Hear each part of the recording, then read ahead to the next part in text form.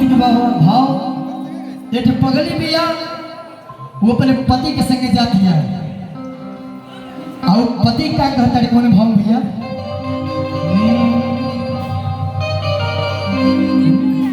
हो जाने पगली हमार तोहरा नगरी में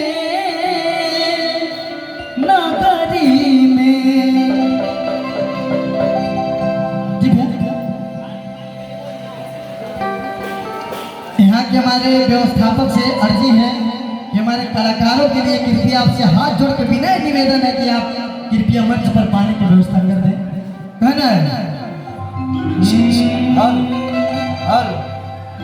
कि भोले बाबा की महिमा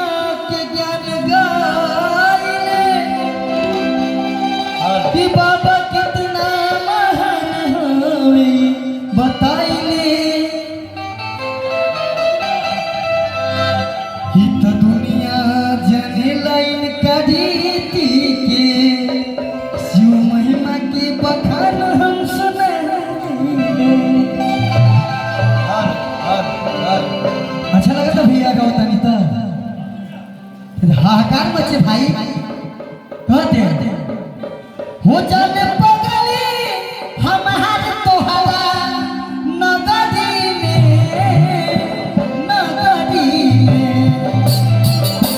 हो जाने पगली हमारे तोहरा नगरी में पिया जय शिव लिखवले अपना पगड़ी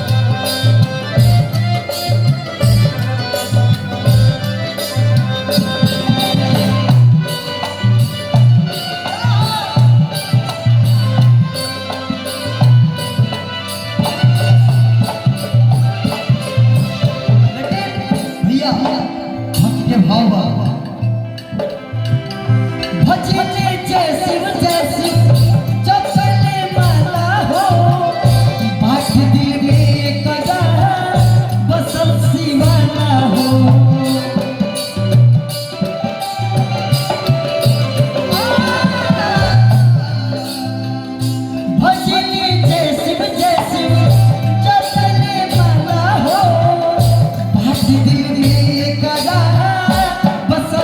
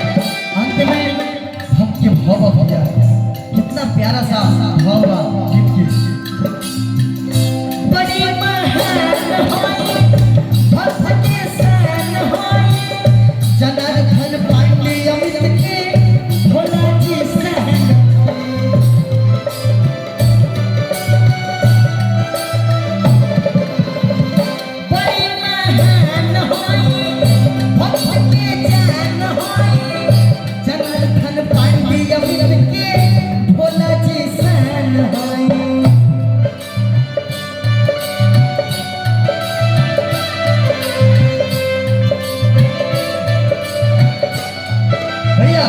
भैया जब जइया भुलाए भागे लोहरी में तबिया चौगुन भैया चौगुन तबिया अच्छा लगा था कि ना बोल सकते बहनी बम माता बम अच्छा लगा था गड़गड़ा के ताली बजाओ जाओ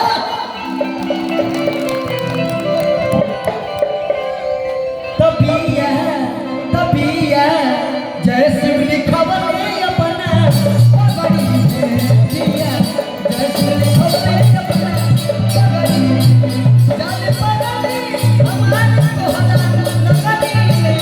जाने पगड़ी हमारे को हटा लगड़ी में तबिया